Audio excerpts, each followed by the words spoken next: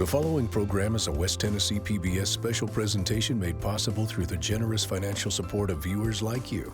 Please visit westtnpbs.org and make a donation today so that we can continue to make local programs like this possible. Thank you. Raising happy, healthy kids, it's every parent's goal. But how to talk to children about avoiding drugs, alcohol, and bullies? Health educators with the Jackson-Madison County Regional Health Department weigh in. Respiratory virus season is just around the corner. What steps should you take now to stay healthy this winter? And viewer questions answered in our Checkup Q&A. Our health. Children's health. Senior health. Family health. Healthy eating. Healthy living. This is Channel 11 Checkup with Ginger Rousey from the Jackson-Madison County Regional Health Department.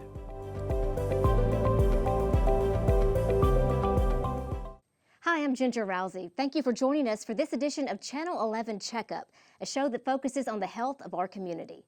In this show, we'll provide education and resources on health and wellness issues facing West Tennesseans. But first, here are our health headlines.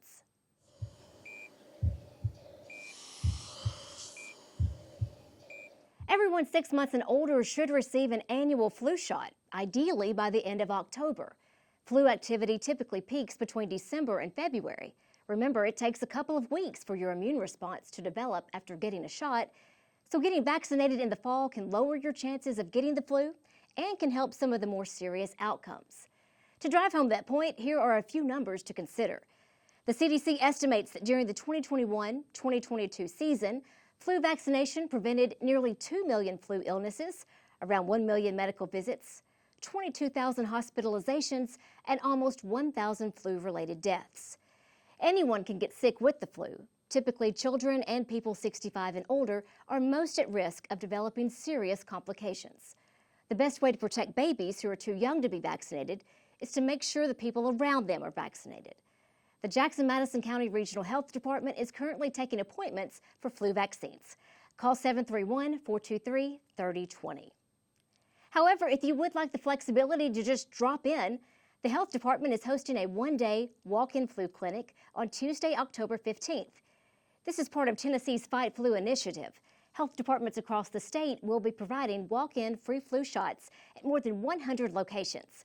Here in Jackson, you can come by the Health Department located at 804 North Parkway between 8 a.m. and 4:30 p.m. to receive a free flu shot. Once again, this one-day event is scheduled for Tuesday, October 15th. In other headlines, updated COVID vaccines are also available for the 2024-2025 season. The updated vaccines were released in late August 2024.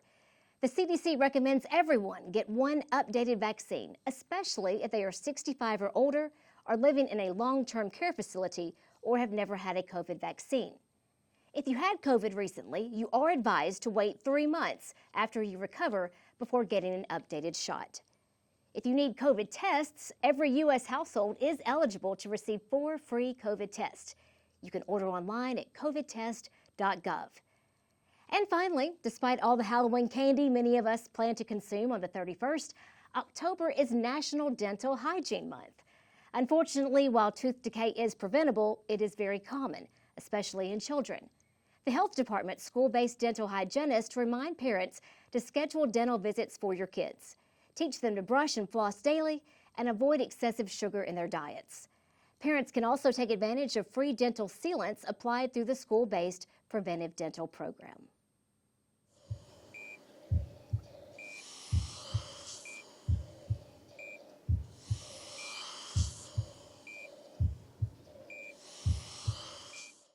October is National Bullying Awareness Month. About 1 in 5 high school students in a recent survey reported being bullied on school property. More than 1 in 6 high school students reported being bullied electronically in the last year. Nearly 14% of public schools report that bullying is a discipline problem occurring daily or at least once a week. In fact, bullying behavior is now considered a major public health issue. And bullying prevention and education is one of the topics we're covering in today's one-on-one checkup with health educators from the Jackson-Madison County Regional Health Department, LaKendria Mays and Alex McHugh. First, thanks to both of you all for being here with us today. And before we get into our topic, maybe we should just start, LaKendria, with you just telling us a little bit about what you do as health educators. Us as health educators, we go out into the community to just educate the youth, the seniors, young adults, schools, churches about vaping, bullying, mental health, chronic diseases, just many health topics that affect us today. Okay, so any kind of health topic is up for discussion, and you guys go around to all age groups. But Alex, I know you specifically work with youth. So tell me, is bullying and bullying prevention kind of part of your program that you focus on? So yes, I do mainly work with the youth. We go all the way through 12th grade, but we typically do kindergarten through 8th grade, so middle school with bullying, but we hit a lot on the elementary age kids, and we just go in there and we teach them about the different 4 types of bullying, because a lot of kids are just like, oh, bullying is name calling or bullying is hitting. But in reality, like you said in your intro, there is cyberbullying, which is the internet. Social is just like bullying, but with multiple people. And then you have verbal with calling names, and then of course physical. And we express to them the difference in all of them and the importance on why they're all still equally the same, but we shouldn't be doing any of them. Yeah. I think some people may be surprised that bullying is considered a public health issue. And LaKendria, I mean, are you seeing physical or even mental health symptoms associated with bullying? Yes, because we never know what's going on in the home, or if the kids are going through anything on the bus, or even with their parents, because it's all a mental thing. Say if someone kept bullying your child or calling them ugly or something, that child could think that. So it's also just a mental health issue. Yeah, of course. Oh, Alex, back to you. What have you found to be the most effective way to teach kids to kind of create a more respectful environment? So I feel like the most effective way we figured it out is repetition with them.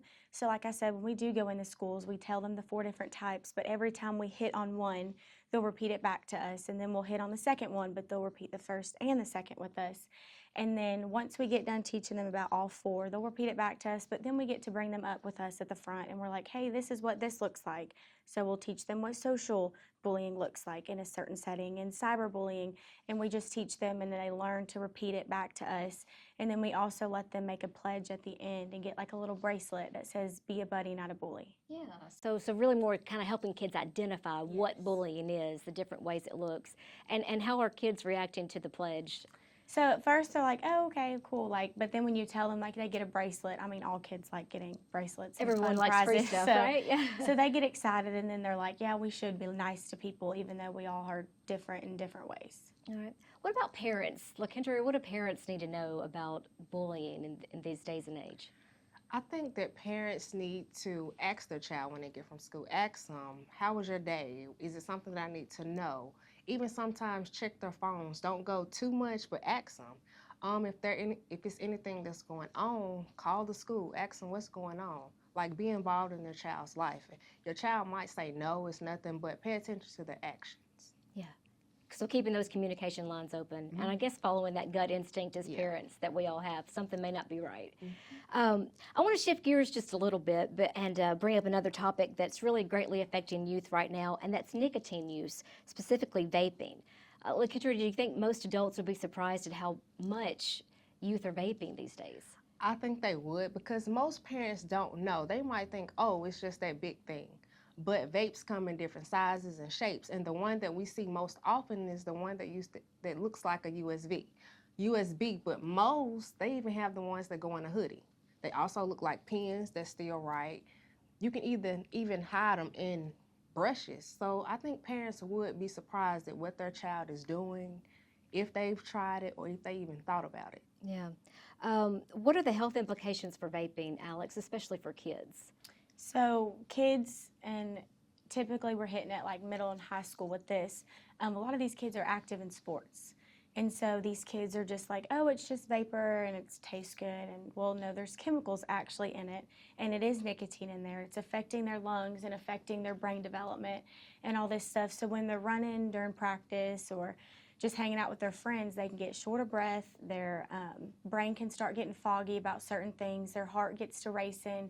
And they're like, well, why? And they don't realize that the nicotine is doing this. And just because you're like inhaling and exhaling it, it doesn't leave your body. It is staying in there. So the kids, kind of when we tell them that, they're like, oh, yeah.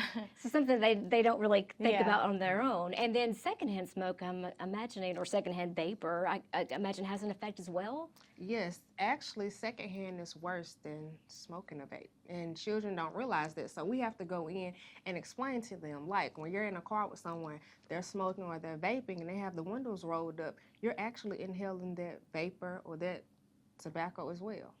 So they don't realize it. What sort of programs do y'all have that specifically target vaping or nicotine use? So we have some for the youth, and then we do have a program that's new to this summer about pregnant women. But the one about the youth is we do go into schools sometimes. We do hit a lot of summer camps and like after school programs, and we just go in there and teach the kids like, hey, this is what it looks like. We do have like models we bring in, like this is what your lung will look like after you've been vaping or using tobacco or nicotine, and this is what your teeth can look like and how it ages your body. Is that pretty effective with those It is, visual because aids? they're like, what? Like, there's no way.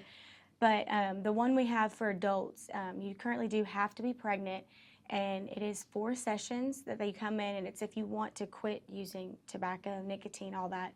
And it's in 4 sessions while you're pregnant, and you can get a voucher for diapers, wipes, formula, anything of that nature, but you do have to participate in a like a swab or like a breath test? a breathalyzer, yes. Okay. So when you're doing that, you either have to remain constant or you have to go below it. You can't have a rise in your nicotine, and that can also last for 12 months after the baby is born. You can still keep getting vouchers for it. Oh, great. So you come in monthly, is that right? How often do It's you like come in every to get 4. tested? It's like 4 sessions. Okay. So whatever date you start, we'll split that into 4. But you do need to actively be pregnant. Gotcha. And any kind of, for that specific program that's called the GIFTS program, any sort of income requirements for that, or is that open to everyone? It's open to everyone. Okay, great. And back to the kids, I think you've got a program for parents also that you're starting about recognizing vaping and the different shapes and forms that vapes come in. So it's a program called Hidden in Plain Sight that we're trying to plan. It's where we bring in the parents, and they have to go and recognize each vape. Look into the things of what a vape can look like. What do they hide? Where do they hide their vapes? So we're trying to get that into play right now, and we're going to invite different parents. They have to sign up. But once we get more information on that, we will release it to the other audiences. Now, I know in September, CDC released a report saying youth e-cigarette or vape use had dropped to its lowest level in a decade. So that seems like be great news, shows the programs that you're doing are working. So yes, that is good news, and I hope our programs are working, but we still need to be very vigilant with the schools because vaping is still on the rise, and it is like a very popular thing, and it's becoming younger and younger when kids are starting and getting a hold of it and not really knowing what it is. So parents, I feel like, still need to be paying attention and kind of learning like, oh, maybe my kid is being around it, maybe I should ask them. Just kind of like LaKendra was saying, like just be active in your kid's life. Yeah. When you say younger and younger, how young are kids starting to vape? So we actually have seen it in the elementary schools, and the kids come back and they're like, well, it was my brother's, or oh, I saw my uncle doing it, or oh, I got it from my mom, I don't know what it is. And they don't until they get caught with it, and then they're like, oh, well, this is not good. Yeah. So, but yeah, we are seeing it younger and younger. Going back to bullying, do you see that vaping and bullying are sometimes tied together? You know, being bullied into vaping, for example. Yes, because a lot of kids say they do it because they're stressed out. You're young, so why are you stressed out? Or they say they're getting pressured, or they keep asking them to do it. So I think, yes, it is. So definitely 2 very important issues. I know Red Ribbon Week is coming up at the end of this month, and that's something that y'all are very involved in and going into schools. So we do appreciate everything that you're doing to help get this message out to kids and adults and everybody of all ages across our community. Do you get a lot of requests just from individuals or groups, churches, for y'all to come out and talk? Yes, so this summer we went to a lot of the summer camps. Churches do call us, a lot of the girls group call us, and sometimes parents even call us to either we go to them or they come to us to talk to the child, talk to them, give them more information, or they just ask, can you send us information about vaping or bullying or this and that? Any kind of topic, because sometimes there's topics that are just kind of hard to broach as parents, so they can come to you and maybe get some ideas of where to start. So if they want to reach out, how can they? They can call the health department at 731-423-3020, and they can ask for health promotions, the health educators, and they can send it right to us. All right, well, great. Alex LaKendria, thank you so much for being with us. You're welcome. Yeah, thank you.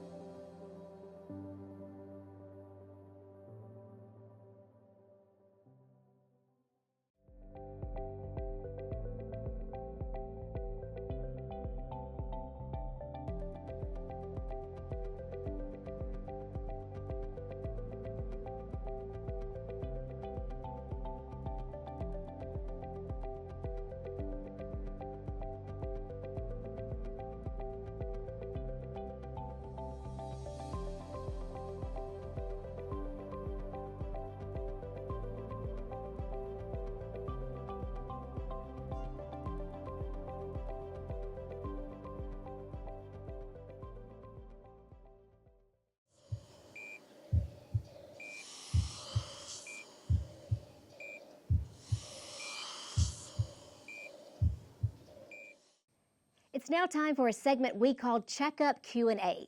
We'll answer questions from the community about health matters, public health concerns, or even services we offer at the health department. Our first question is pretty timely considering it is National Dental Hygiene Month. Do you have a dental clinic at the health department? All right, thank you for that question. The Jackson-Madison County Regional Health Department does not have a dental clinic.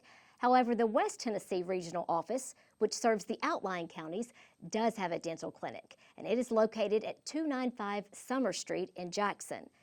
The dental program at the Madison County Health Department is school-based. Our hygienists screen pre-K through 8th grade students at school, they make referrals, and they apply dental sealants to help prevent cavities. If they find a cavity, they will apply silver diamine fluoride, which stops cavities from getting bigger and can stop tooth pain for kids. These services are all free and are offered to all children who return a signed parent permission form. Last school year, more than 2,200 students participated in school dental screenings, with most receiving dental sealants to protect the hard-to-reach back teeth that children may miss while brushing. Okay, our next question, can I get the flu vaccine at the same time as I get my COVID-19 vaccine? That's a great question, and the simple answer is yes. It is safe to receive a COVID-19 vaccine dose at the same time you receive your flu vaccine. Now, sometimes when you get a vaccine, you may have a little soreness in your arm, so some people may choose to get each vaccine in a different arm to minimize possible discomfort, but it is safe to receive both vaccines at the same visit. Of course, if you have any questions about any vaccines, bring those up with your provider. Now, here's another vaccine-related question. Who needs an RSV vaccine? The CDC recommends RSV vaccines for all adults ages 75 years and older, and for adults ages 60 to 74 years who are at increased risk of severe RSV. And what qualifies as increased risk? The factors such as having chronic heart or lung disease, having a weakened immune system, or having diabetes or severe obesity. RSV vaccine is given as a single dose and is not an annual vaccine, meaning people do not need to get a dose every RSV season. If you have already received an RSV vaccine, you do not need another dose at this time. If you have a moderate or severe illness, you should wait until you recover before receiving an RSV vaccine. If you have a minor illness, such as a cold, you can get an RSV vaccine at that time. There is also an RSV vaccine that is recommended for all infants under 8 months of age. Okay, our next question, what food benefits do WIC participants receive? Well, thank you for that question. WIC is the Special Supplemental Nutrition Program for women, infants, and children. And the program is designed to provide food assistance to low-income families. It has proven very effective at improving nutrition-related health problems. Our WIC office is located at 589 East College Street here in Jackson. And WIC foods include a variety of grains, such as cereal, rice, tortillas, and pasta, fresh and frozen fruits and vegetables, dairy products like milk, yogurt, and cheese, and then proteins like eggs, canned beans, and peanut butter. To learn more about WIC, you can call our office at 731-423-3020. Our WIC dietitians have also shared some great recipes featuring WIC-approved foods, and those can be found at the Jackson-Madison County Regional Health Department website. Well, thanks so much to everyone who submitted questions for this episode. If you have questions that you would like to see answered in future episodes of Checkup Q&A, let us know. You can email those questions to 11checkup@westtnpbs.org.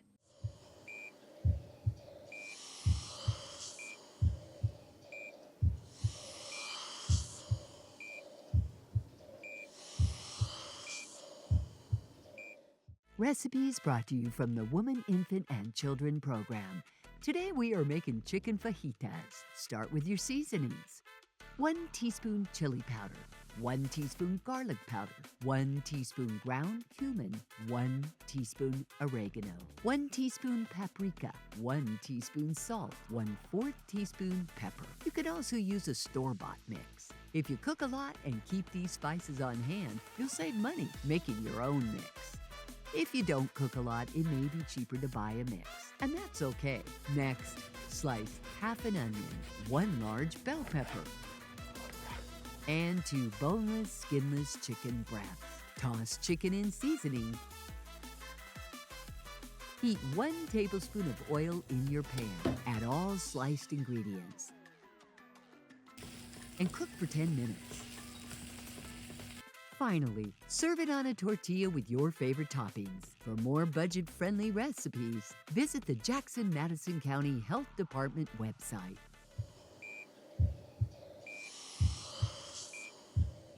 October is a busy month for health observances. Perhaps the best known is Breast Cancer Awareness Month. The breast cancer screening guidelines changed in 2024, so we want to remind all women between the ages of 40 to 74 to get screened for breast cancer every other year. October is also Domestic Violence Awareness Month.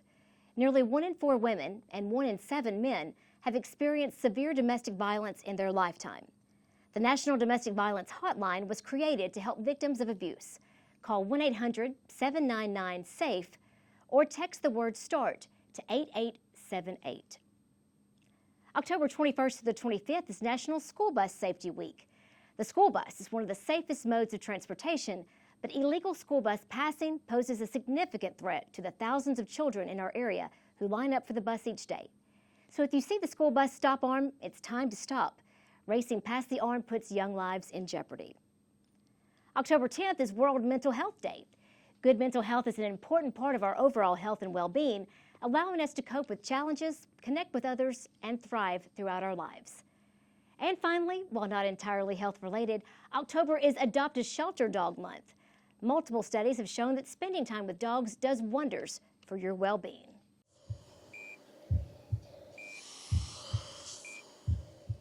Before we leave, a few reminders from our show. The Fight Flu Clinic is scheduled for Tuesday, October 15th at the Jackson-Madison County Regional Health Department. Hours are 8 a.m. to 4:30 p.m. and no appointment is necessary. Of course, you can always schedule an appointment to get your updated flu or COVID vaccines Monday through Friday by calling the health department. Everyone 6 months or older is encouraged to get a flu shot by the end of October. We want to thank health educators LaKendria Mays and Alex McHugh for being with us today. Remember, health educators offer free classes for kids and adults that cover important health issues. If you would like to schedule a class for your group, or if you just need information or resources, reach out to the Health Promotions team by calling the Health Department.